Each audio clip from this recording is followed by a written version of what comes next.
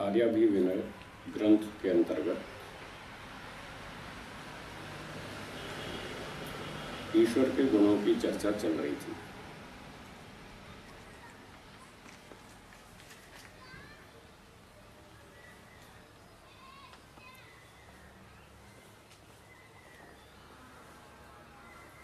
आज जिस गुण की बात करेंगे वह है सर्वशक्तिमान। ईश्वर सर्वशक्तिमान है। सर्व शब्द का अर्थ है सभी।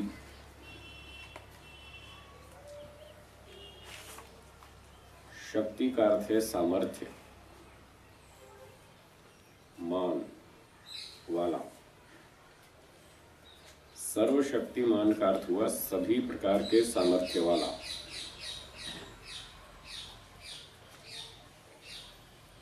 कोई भी कार्य करना हो तो उस कार्य को पूरा करने के लिए शक्ति की आवश्यकता होती है। आपको बाल्टी उठानी है, पानी की भरी हुई बाल्टी उठानी है तो शक्ति चाहिए।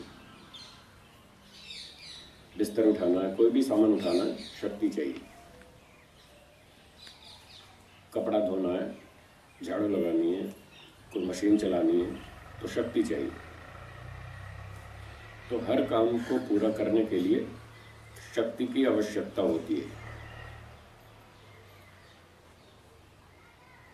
तो संसार में बहुत सारे काम हो रहे हैं।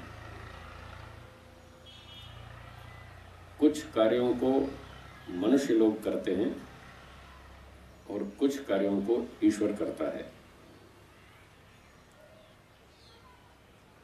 रेलगाड़ी बनाना, विमान बनाना, स्कूटर बनाना, मकान बनाना, भोजन बनाना, कंप्यूटर बनाना, ये तो मनुष्यों के काम। वो अपने अपने काम करते हैं, उसमें भी शक्ति लगती है। सूर्य को बनाना, पृथ्वी को बनाना, पूरे ब्रह्मांड की रचना करना, इसको ठीक ठाक चलाते रहना, बिगड़ने नहीं देना, नष्ट नहीं होने देना, इन सब कार्यों में शक्ति लगती है। तो ये जितने बड़े बड़े काम हैं,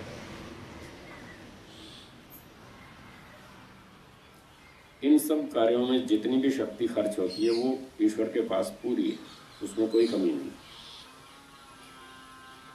चाहे सृष्टि को बनाने की बात हो, चाहे इसका संचालन करने की बात हो, चाहे विनाश करने की बात हो, किसी भी तरह का कोई भी कार्य हो, ईश्वर अपने सारे कार्य स्वयं अपनी शक्ति से कर लेता है। इसलिए उसको सर्वशक्तिमान कहते हैं। तो इस सर्वशक्तिमान के अभिप्राय में दो तीन बातें ध्यान देने की हैं विशेष। पहली बात,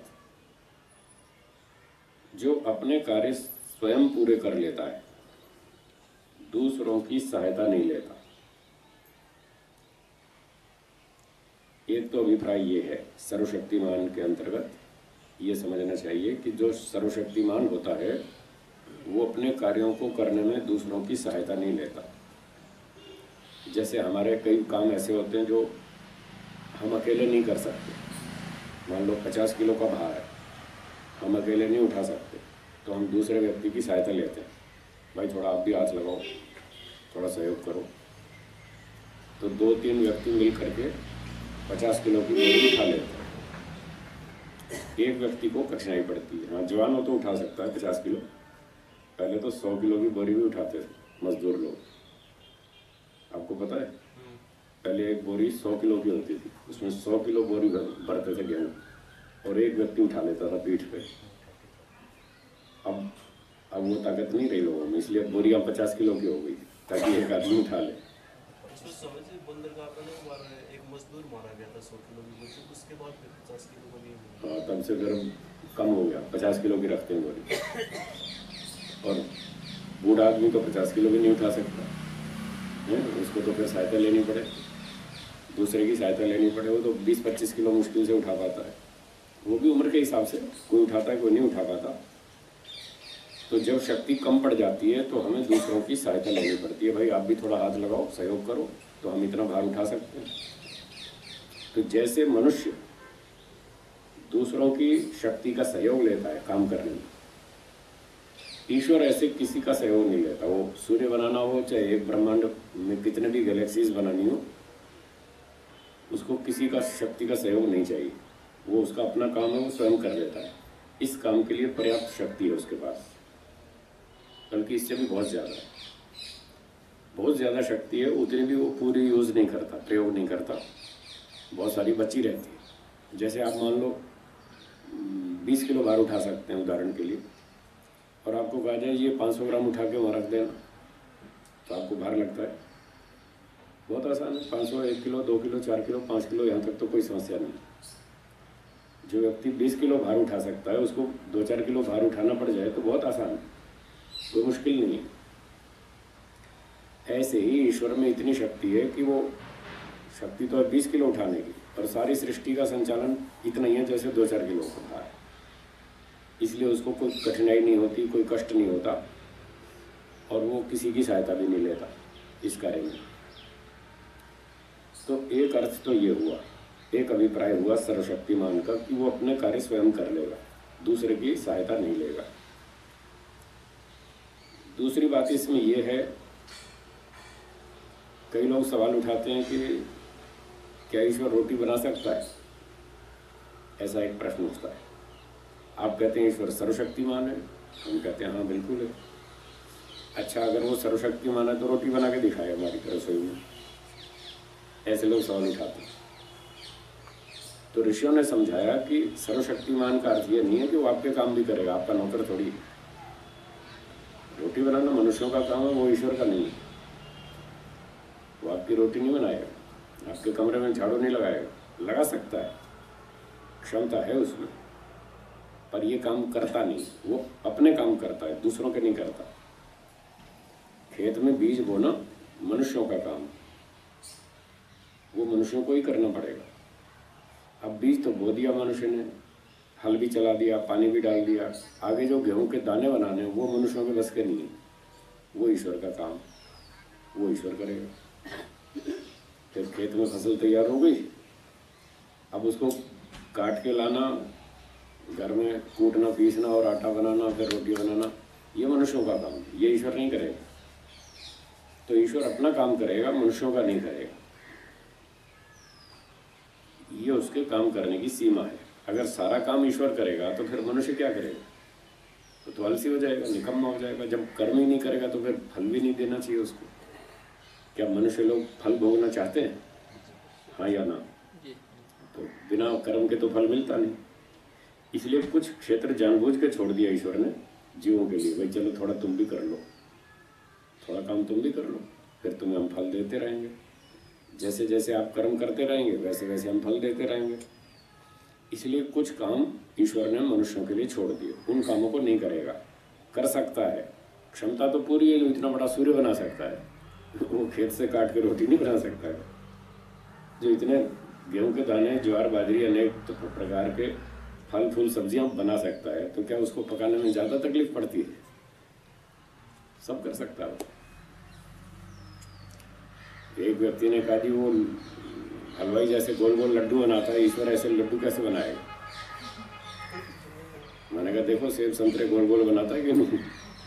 फिर गोल गोल संतरे बना सकता है, तरबूज बना सकता है, खरबूजे बना सकता है, तो लड्डू बनाने में क्या समस्या है? खूब बना सकता है, खूब शक्ति है उसके पास। पर लड्डू बनाना उसकी फील्ड में नहीं, ये मनुष्यों के क्षेत्र में है। मनुष्य लोग अपना काम करेंगे, ईश्वर अपना काम करेगा। इतने बड़े बड़े सूर्य बना सकता है, पृथ्वी इतनी गोलम गोल बनाई है, तो क्या छोटे छोटे लड्डू नहीं बना सकता? खूब बना सकता है। चीकू बनाता है, नींबू बनाता है, सब गोल गोल है, बिना हाथ के बनाता है। हम हाथ से बनाते हैं, वो बिना हाथ के बनाता है, शक्ति से बनाता है, उसमें पूरी शक्ति है। इसलिए ईश्वर अपने कार्य करेगा, दूसरे के काम नहीं करेगा।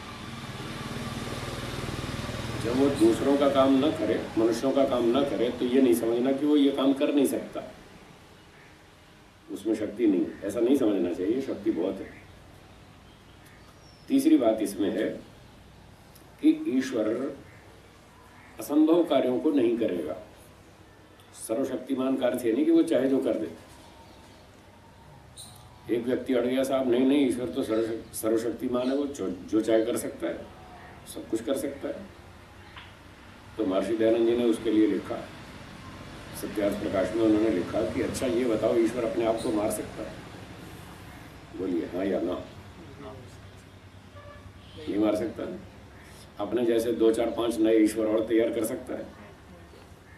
क्या ईश्वर लूट मार चोरी डकैती कर सकता है? ईश्वर अन्याय पाप आदि कर्म कर सकता है? फिर आप तो कह रहे थे वो सब कुछ कर सकता है, अब क्यों नहीं कर रहा? इसलिए सर्वशक्तिमान का यह अर्थ नहीं है कि वो चाहे जो कर डाले। क्या ईश्वर बिना प्रकृति के जगत को बना सकता है? नहीं बना सकता।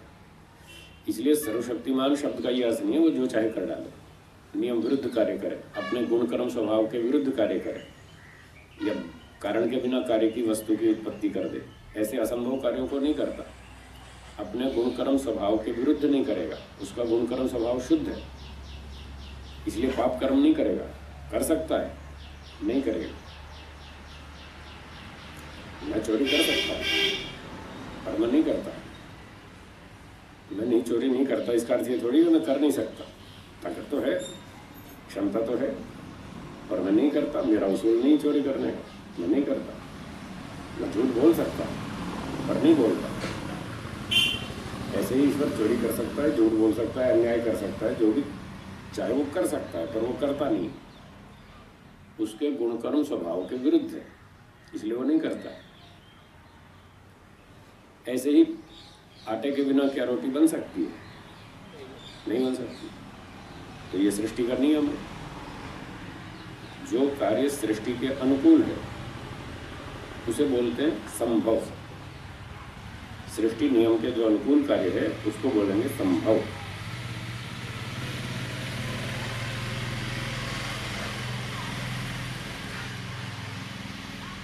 और जो कार्य सृष्टि नियम के विरुद्ध है वो है असंभव।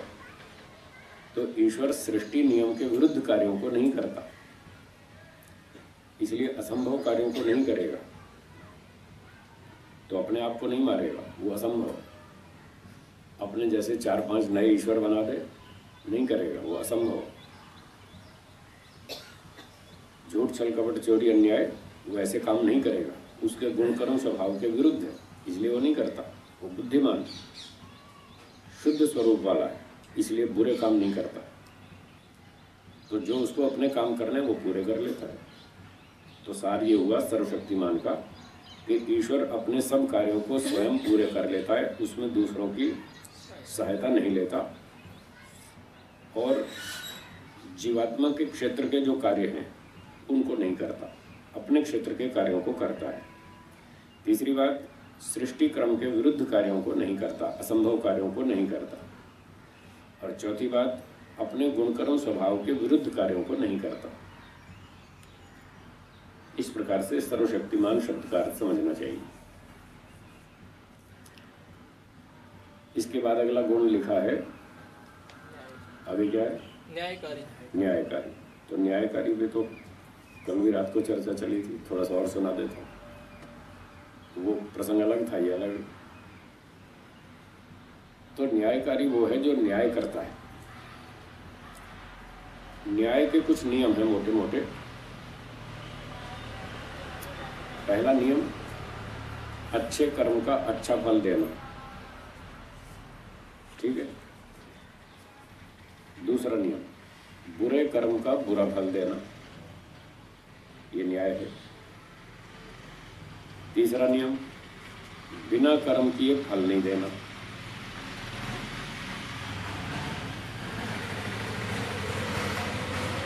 बोलिए ठीक है। अगर किसी व्यक्ति ने कोई अपराध नहीं किया तो उसको खामखा दंड देना ठीक है? वो तो ठीक नहीं, वो अन्याय है। तो जो अच्छा काम करेगा उसको अच्छा इनाम मिलेगा, जो बुरे काम करेगा उसको दंड मिलेगा। और तीसरी बात, यदि कर्म नहीं करेगा तो फल भी नहीं मिलेगा। अपराध नहीं किया तो दंड नहीं मिलेगा, और अच्छा काम नहीं किया तो अच्छा फल भी नहीं मिलेगा। कुछ नहीं किया तो कुछ नहीं मिलेगा। ये न्याय है। चौथा नियम, यदि कर्म करेंगे तो फल अवश्य मिलेगा, फिर उसमें छुटकारा नहीं है। जैसे बिना कर्म किए फल नहीं दिया जाएगा, ऐसे ही कर्म करने पर माफ भी नहीं किया जाएगा। ये चौथा नियम हुआ। कर्म करेंगे तो फल अवश्य भोगना पड़ेगा, और नियम वही रहेगा जो पहला और दूसरा नियम है। यदि अच्छा कर्म किया तो अच्छा फल मिलेगा, बुरा कर्म किया तो बुरा फल मिलेगा। ठीक है, 4 नियम हो गए। 5वां, जो व्यक्ति कर्म करेगा उसी को फल दिया जाएगा। ऐसा नहीं चोरी कोई और करे, जेल में किसी और को डाल दे, ऐसा नहीं, ये तो अन्याय है। जो कर्म करेगा उसी को फल मिलेगा, दूसरे को नहीं। कितने नियम हो गए? 5। छठा नियम, पहले कर्म किया जाएगा, बाद में फल दिया जाएगा। ये न्याय है। या पहले एडवांस में फल दे दें चलेगा? है? एक आदमी से कहो भाई तू 6 महीना पहले जेल काट ले, चोरी बाद में कर लेना, वो स्वीकार करेगा? वो कहेगा जब तक मैंने चोरी नहीं की मुझे जेल में कैसे डाल सकते हो भाई? मैंने जब तक अपराध नहीं किया मुझे आप दंड कैसे दे सकते हो? और इस बात की क्या गारंटी है कि मैं आगे चोरी करूंगा ही, मैं आगे गलत काम करूंगा? इस बात की तो कोई गारंटी नहीं है। तो मुझे खामखा बिना ही कर्म किए काम क्यों जेल में डालते हो? मेरा तो विचार ही नहीं चोरी करने का, आप मुझे जेल में क्यों डाल रहे हो? तो इसलिए पहले उसको फल नहीं दे सकते, फल बाद में होगा, कर्म पहले होगा। ये छठा नियम हो गया। 7वां नियम, छठे के साथ ही जोड़ लो, 7वां क्या अलग करें इसको, छठे के साथ ही जोड़ लो। यदि कर्म कम किया, जितने कर्म उतना फल। कर्म यदि थोड़ा किया तो फल भी थोड़ा मिलेगा, कर्म अधिक किया तो फल भी अधिक मिलेगा। मात्रा के अनुसार, कर्म की मात्रा के अनुसार फल की मात्रा होगी, उस हिसाब से इसको इसके अंतर्गत ही लिख लेते हैं। ठीक है, तो ये कितने हो गए? 6 नियम हो गए। या इसको 7वां बना लो, कोई बात नहीं, 7वां बना लो। ठीक है, 8वां नियम, कर्म को जाने बिना फल नहीं दिया जा सकता। यह न्याय का नियम है। जब तक न्यायाधीश महोदय मुकदमा नहीं सुन लें, पता ही नहीं चले कौन अपराधी है, क्या है, किसने क्या किया, कब किया, कहाँ किया, कितना अपराध किया, जब तक ये पता ही नहीं है तो क्या ठीक ठीक न्याय कर पाएंगे? नहीं कर पाए। पहले कर्म का पता होना चाहिए, किसने क्या कर्म किया, कितना किया, कब किया, कहाँ किया, कैसे किया, उसका प्रमाण होना चाहिए। वो प्रमाण से प्रमाणित होना चाहिए कि हाँ यही व्यक्ति अपराधी है और इसने किया, इतना किया, तब उसका ठीक न्याय हो सकता है, ठीक फल दिया जा सकता है। ये 8वां नियम। 9वां नियम, कर्म का तो पता चल गया, तो न्यायाधीश को फल का भी तो पता होना चाहिए, कितने कर्म का कितना फल दिया जाए, किस कर्म का क्या फल दिया जाए, कितना फल दिया जाए, ये भी तो जानकारी होनी चाहिए। इसके बिना क्या न्याय हो पाएगा? नहीं हो पाएगा। इसलिए ये 9वां नियम क्या हो गया कि कर्म के साथ साथ फल की जानकारी भी होनी चाहिए कि किस कर्म का क्या और कितना फल दिया जाए। और एक 10वां नियम और, कर्म करने पर उसे फल अधिकारी व्यक्ति ही देगा, सब लोग फल नहीं देंगे। एक व्यक्ति ने चोरी की तो जनता को अधिकार नहीं है कि वो पकड़ के पीटना शुरू कर दे, उसको दंड देना शुरू कर दे। जनता को ये अधिकार नहीं है। जनता क्या कर सकती है? उसको पकड़ के पुलिस स्टेशन तक ले जा सकती है, वहाँ तक शिकायत कर दे कि साहब इसने चोरी की है, हमने इसको रंगे हाथ पकड़ा है, ये साक्षी है और इसको आप ठीक ठाक करो जो करना है। आगे फिर पुलिस उसको पकड़ के कोर्ट में पेश करेगी, फिर न्यायाधीश उसका पूरा मुकदमा सुनेंगे, फिर गवाह सब लाए जाएंगे, तब जाके न्यायाधीश महोदय को अधिकार है, वो ठीक से न्याय करेंगे और दंड देंगे, कितना दंड देना, क्या देना। जनता को पीटने का अधिकार नहीं है, जनता को दंड देने का अधिकार नहीं है। व्यक्ति कहता है कि वहाँ तो न्याय होता ही नहीं है, वो घूस देकर छूट जाता वो है। न्याय नहीं होता तो आपको अधिकार किसने दिया न्याय करने का? आप न्याय करेंगे इस बात की क्या गारंटी? नहीं, व्यक्ति कहता है ना कि मेरे साथ ये अन्याय किया है, कुछ दंड हम दे देंगे। मैंने उसका जवाब दे रहा हूँ, आपके सवाल का जवाब दे रहा हूँ। वहाँ तो न्याय होता नहीं, क्या आपको अधिकार दिया गया कि आप अपना न्याय स्वयं कर लो? अधिकार तो नहीं है, लेकिन तो जब अधिकार नहीं है तो यही तो नियम है कि अधिकारी व्यक्ति ही दंड दे सकता है। यदि वो अधिकारी दंड नहीं दे रहा है तो वो उसका दोष माना जाएगा। सिस्टम को तोड़ नहीं सकते, सिस्टम को ठीक कर सकते हैं। सिस्टम बिगड़ गया कि न्याय नहीं हो रहा है, नहीं हो रहा तो आंदोलन करो, प्रोटेस्ट करो, विरोध करो और उनको दबाव डालो कि तुम न्याय करो, तुमको न्याय करना है, या तो हमको परमिशन दे दो, फिर हम आपस में निपट लेंगे। जो चोरी करेगा हम आपस में निपट लेंगे, फिर चिल्लाना नहीं। या तो हमको अधिकार दे दो, और हमको अधिकार नहीं देते तो फिर आप करो न्याय। हमको अधिकार देते नहीं और आप न्याय करते नहीं, ऐसे तो नहीं चलेगा। ये तो न्याय नहीं है। न्याय चाहिए, सबको न्याय चाहिए। दुनिया में सुख शांति की स्थापना का एक ही सूत्र है, न्याय।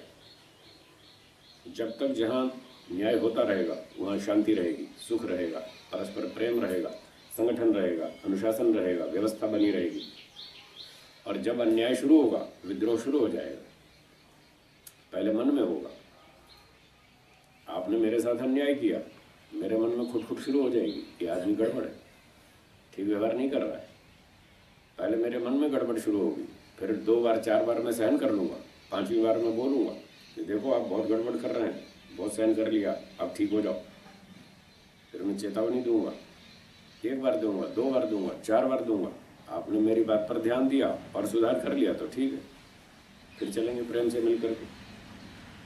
और आप मेरी बात पर ध्यान नहीं देते और बार बार अन्याय करते हैं, तो पहले मैंने मन में सहन कर लिया कुछ बार, 2 बार, 4 बार, 5 बार, 10 बार, फिर मैं वाणी से बोलना शुरू करूंगा और आप तब भी नहीं सुधार करेंगे तो फिर मैं पत्थर उठाऊंगा या फिर रिश्ता तोड़ दूंगा। जाओ अपने घर, मुझे नहीं रहना आपके साथ। अन्याय का परिणाम तो ये निकलेगा। इसलिए न्याय चाहिए। अगर साथ में रहना है, प्रेम से रहना है, इस दुनिया में शांति की स्थापना करनी है तो न्याय करो। आप मेरे साथ न्याय करो, मैं आपके साथ न्याय करूंगा, दोनों मिलकर के न्याय से चलेंगे तो गाड़ी ठीक चलेगी, घर ठीक चलेगा, परिवार ठीक चलेगा, समाज ठीक चलेगा, देश ठीक चलेगा, दुनिया भी ठीक चलेगी। केवल एक ही सूत्र है, न्याय। और जहां अन्याय शुरू होगा काम बिगड़ना शुरू हो जाएगा और फिर अंत में विद्रोह होगा। अंत में फिर वो अन्याय सहने वाला कब तक सहेगा, उसकी सहन शक्ति की सीमा है। फिर वो पत्थर उठाएगा, फिर जो होगा देखी जाएगी, मरेंगे जिएंगे, जो होगा अब नहीं छोड़ेंगे। बहुत देख लिया आपने, बहुत सहन कर लिया। इसलिए न्याय ही एक रास्ता है जिससे हम प्रेम से, संगठन से, शांति से रह सकते हैं। तो ईश्वर न्यायकारी है, ईश्वर न्याय करता है, पूरा न्याय करता है, उसके न्याय में कोई कमी नहीं है। ये 10 नियम बताए, इन सारे 10 नियमों का पालन करता है ईश्वर। मनुष्य समाज कहीं न्याय करता है, कहीं अन्याय करता है।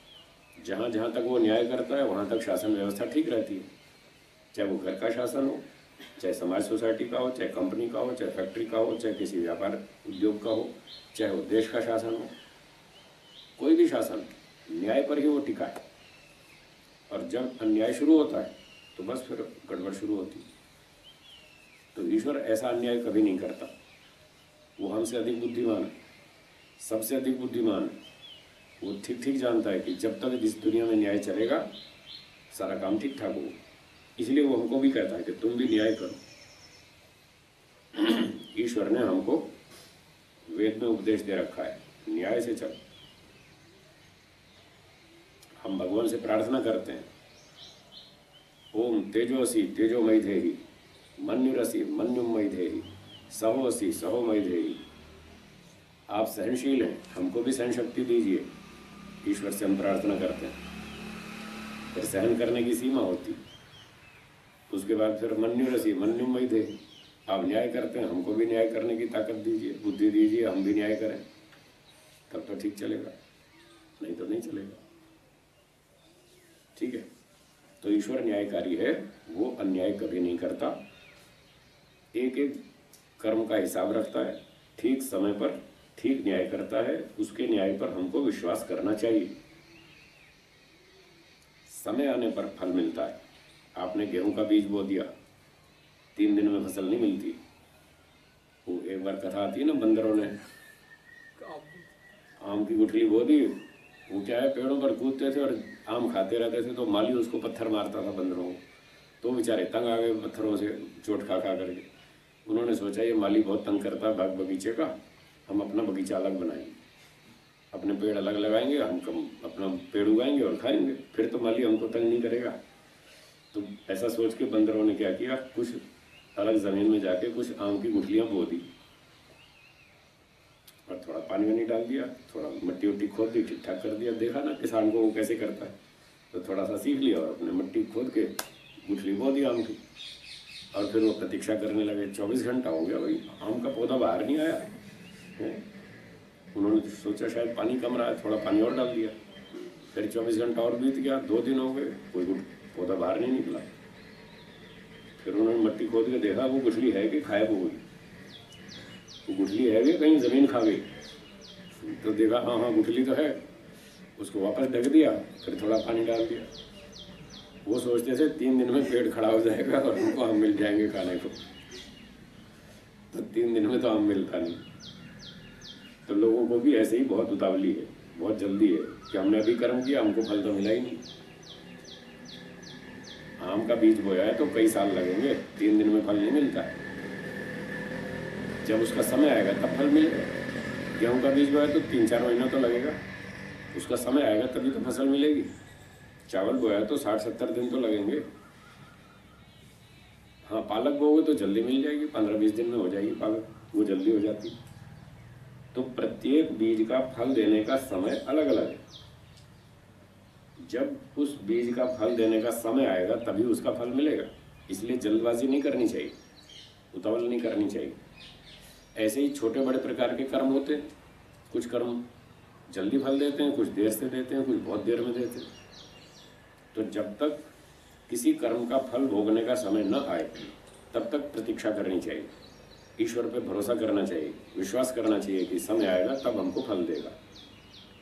न ही फले अविश्वास कार्य, व्यास भाष्य में लिखा है कि फल में अविश्वास नहीं करना चाहिए, वो तो मिलेगा। समय आने दीजिए, समय पर सारा फल मिलेगा। तो इस प्रकार से ईश्वर को न्यायकारी जानना चाहिए।